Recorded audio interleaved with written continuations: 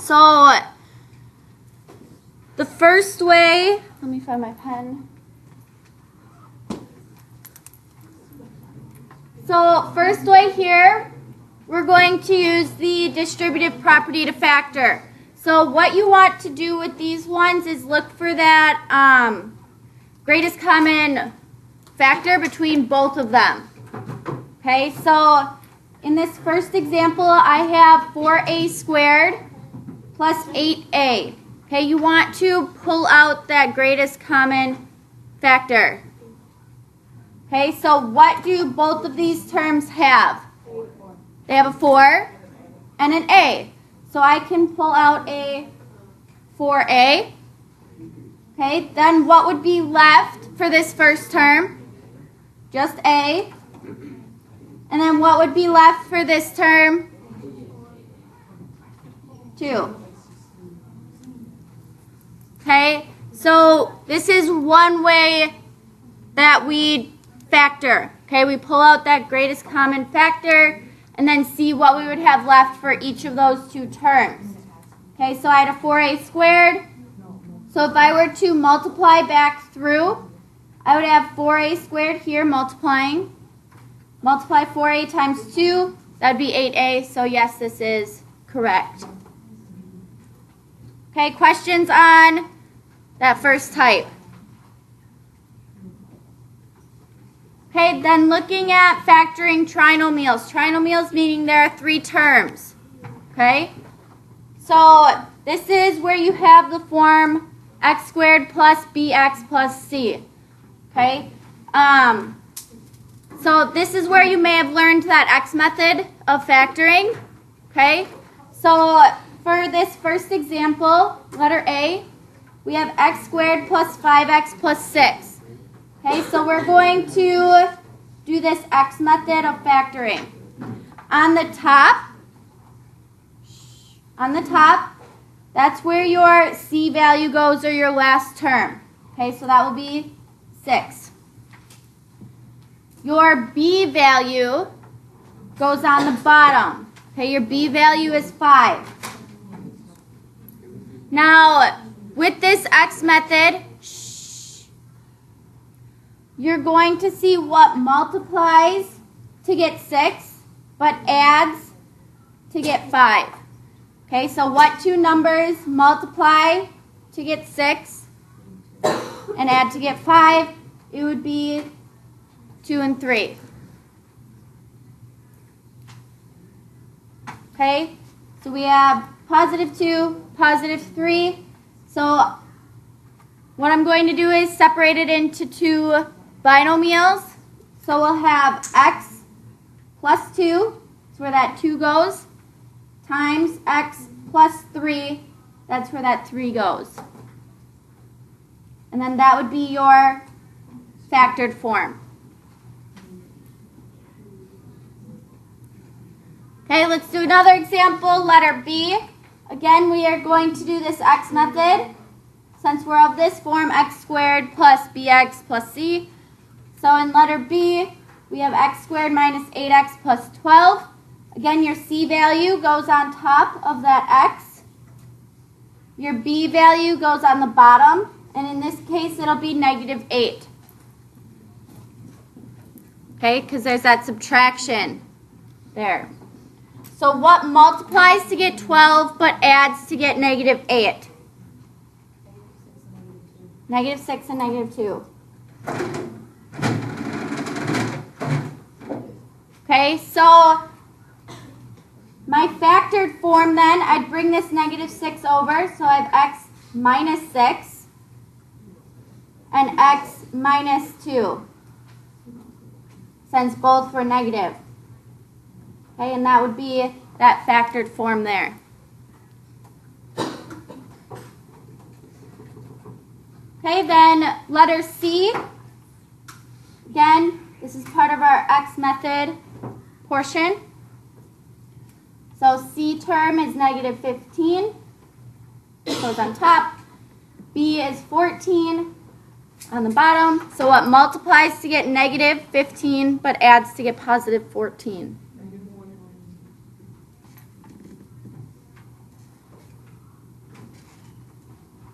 15 and negative 1. Okay, so back over here, we'll have x plus 15 times x minus 1.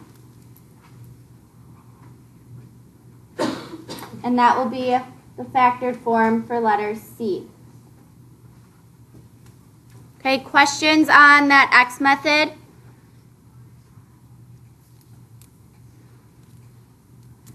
All right, so the next part is probably the one that you don't remember or you didn't like or whatnot.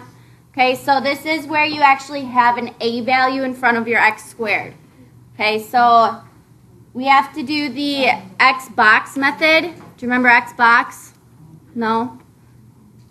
Okay, I'm going to show you x box method then.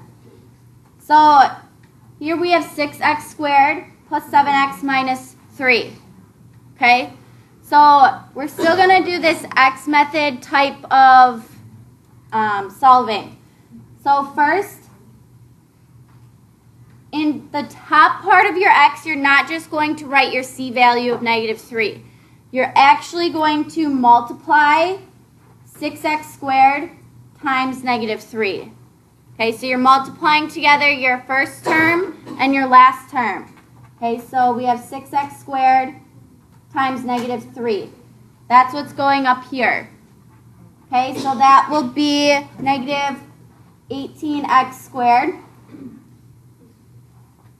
And then on the bottom, that's still going to be your b term. Okay, so I'm still going to put that middle term there, so it'll be 7x. Now for this method, you want to keep those x's in it.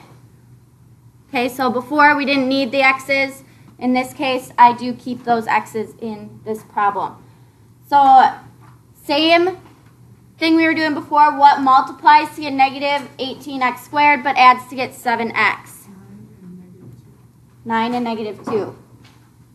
Okay, so we'll have 9x and negative 2x. Okay, so if I multiply those two terms together, I will get negative 18x squared. If I add them, I'll get 7x. Okay, so this is now the part that you might not have done before. You're going to create this box. Okay, and you're going to split it into 4 sections. In this first upper left-hand box, we're going to put our first term. That's 6x squared. In this lower right-hand box, you're going to put your last term, which is negative 3. Now in these other two boxes, that's where you're going to put 9x and negative 2x. Okay, and it doesn't matter which way you put it. Okay, so I'm just going to put 9x here and negative 2x here. Now you got to think about this as an area problem. Okay, so you want to find the area of this, so writing numbers on the outside where you can multiply together to get 6x squared. But before I do that, I'm actually going to look at this top row. Okay, so just like when we were doing that distributive property up at the top, I want to factor out what they have in common. Okay, so what would these two have in common? 3x. So I'm going to write 3x off to the side here. Now I'm going to do the same thing this way. What would these two have in common? 2x. Now does 3x times 2x get negative 6 or positive 6x squared? Yes. Now what I'm going to look at, if I have 2x already up here, that's going to be the same length right here. So what else would I multiply that 2x by out here to get negative 2x? Negative 1. Same thing over here. If I already have a 3x, this length is 3x. What would I have to multiply that by to get 9x? 3. I'm going to add this plus sign here because it's positive 3. Okay, so now this right here would be your factored form. Okay, so off to the side, I can take 3x minus 1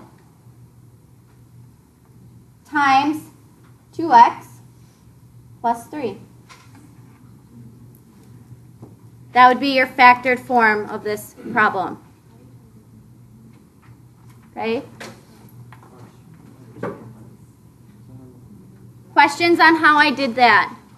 If you want to do it a different way, that's fine. You can do it a different way. You don't have to do it this way.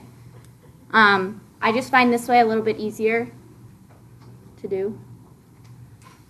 Any questions on how I got any of those numbers before I move on here?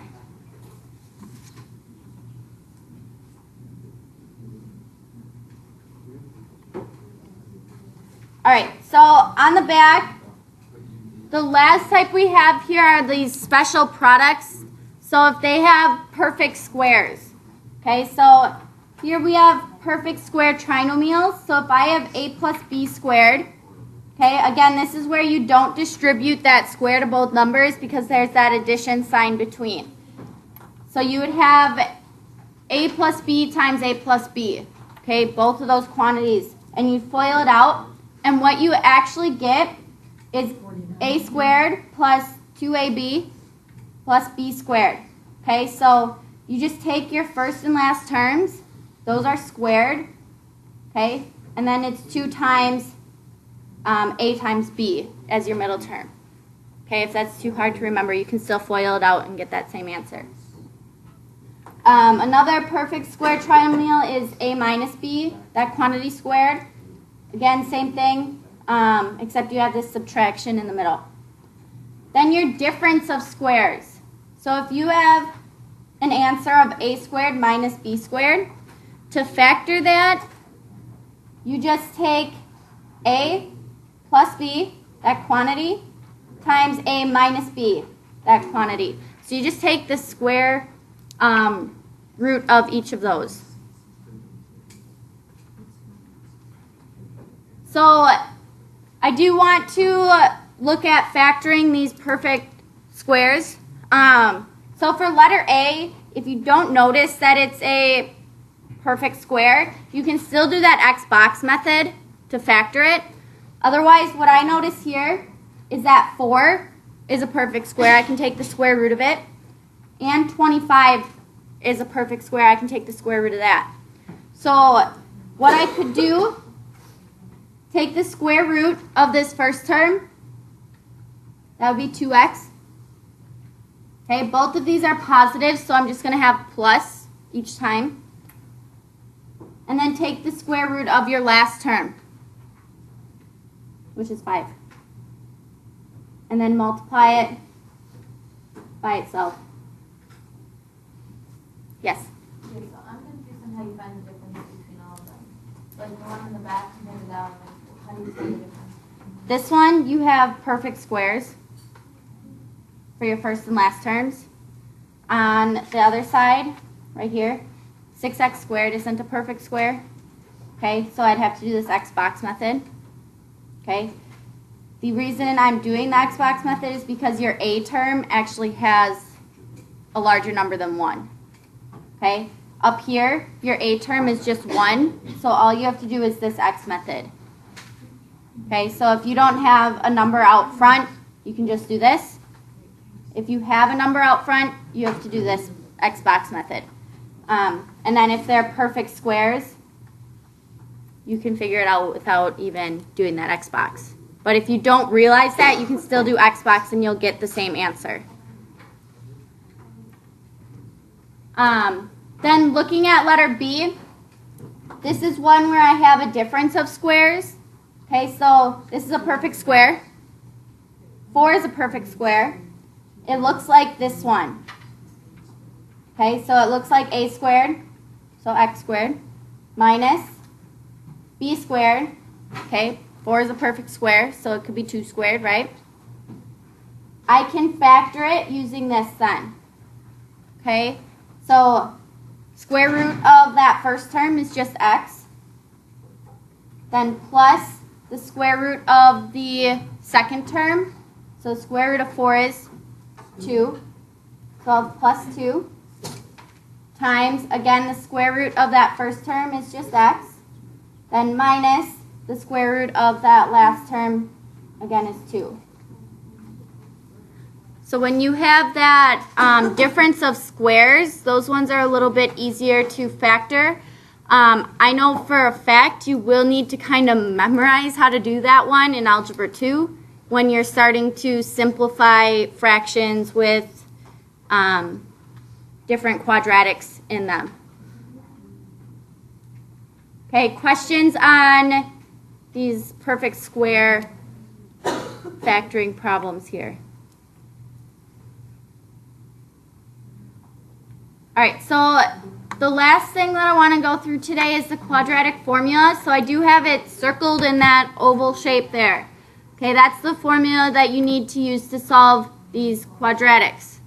So I do have the steps laid off out to the side. So step 1, you want to simplify the problem so that it is equal to 0. Okay, you don't want numbers on both sides of that equal sign. It has to equal 0. Step 2 is to identify the values of A, B, and C, okay, because we need A, B, and C to plug into this formula. Okay, so we have to identify those values. Step 3 is to simplify the numbers within the quadratic formula. So square B, multiply all 3 of these together, simplify it down. Step 4 is to simplify the radical if we are able, and then reduce and simplify to get your final answer of x. Okay, so in these problems you will get 2 answers. Okay, that's why we have this plus and minus here. Okay, you're going to end up with 2 answers for x. So looking at this first example for quadratic formula, we have 12x squared plus 7x equals 12. So what we need to do first is have our equation equal to 0. So I'm going to subtract 12 from both sides of that equal sign. Okay? So what I'll end up with is this 12x squared plus 7x minus 12 equals 0. Okay, so that was step 1. You want your equation to equal 0. Step 2 is to identify A, B, and C. Okay, so in your quadratic, A is always attached to x squared, B is with x, and C stands by itself. Okay, so our A value here will be 12. B is that middle term of 7, and C is your end constant of negative 12. Okay, and you do want to be careful with those negatives and positives. So if it's minus something, it is negative. Okay? So now I can take these 3 variables and plug them into the quadratic formula. Okay, so this formula up here. So we'll have x is equal to opposite of b. Okay, so b is positive, so I'm going to make it negative. So it'll be negative 7 plus or minus the square root of b, so 7 squared minus 4 times our a value, which is 12, times our c value, which is negative 12. All over 2 times our a value, again, is 12. Okay, and you do then need to go through and simplify this. Okay, don't try and do too much in your calculator. So, first thing I'm going to do here, I'm going to leave negative 7 and then plus and minus. Within your root, I'm going to square 7. Okay, so 7 squared is 49. Now with this part, I'm going to just change this to plus a negative. Okay, so I have plus a negative 4. So I'll multiply negative 4 times 12 times negative 12, and I can do that all at once in your calculator. Okay, so negative 4 times 12 times negative 12. Okay, that will be 576. And you do need to be careful. That's why I changed it to plus a negative with your negatives and positives. If you ever end up with a negative number in your root here, that's an imaginary number, okay, and your calculator will give you an error. That means you did something incorrect, okay? So all of the ones on your assignment, they will end up positive inside of your square root. So you need to go back and look at that if you get a negative. Okay, then this is all over. 2 times 12 is 24. Okay, then we're simplifying a little bit further. I'm going to add these two together inside that root. So we have x is equal to negative 7 plus or minus the square root of 625. So I just added those two together, and that's still over 24. Okay, so that was step 3. For step 4, we want to simplify and reduce that radical and then get the final answer. So what I always do is I check to see if that number inside the radical is actually a perfect square first. If it's not, then you need to leave it in the radical. Okay? If it is, then you can actually take the square root and get that number. So in this case, this is a perfect square. Okay, I can take the square root of 625.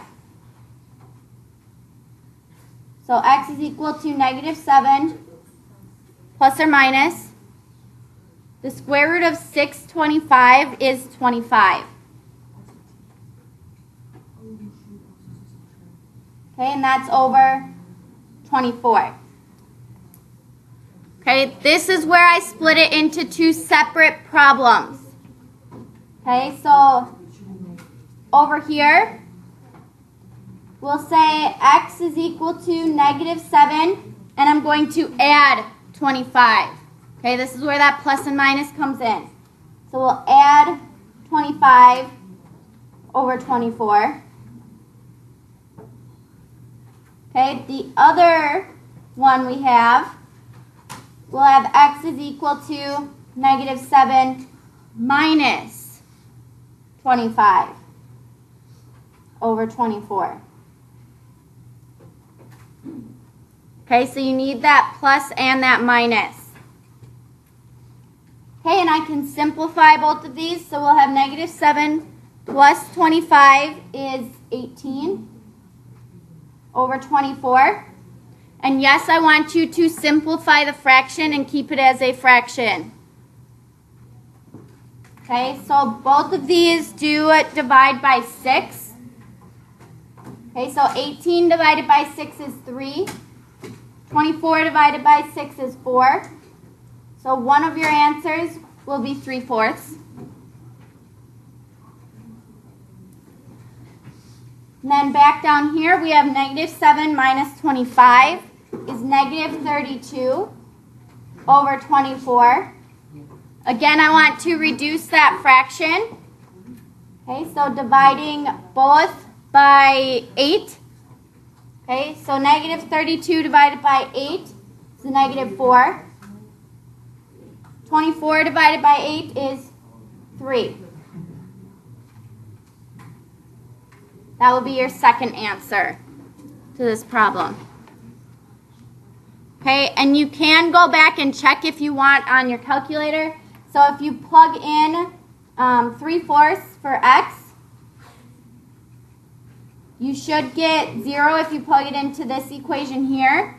If you plug it in here, you'll get 12. Okay? So you can go back and check each of those answers if you plug them into your original and you're confused if you got the correct answer or not. Okay, questions on the quadratic formula? All right, then please get started on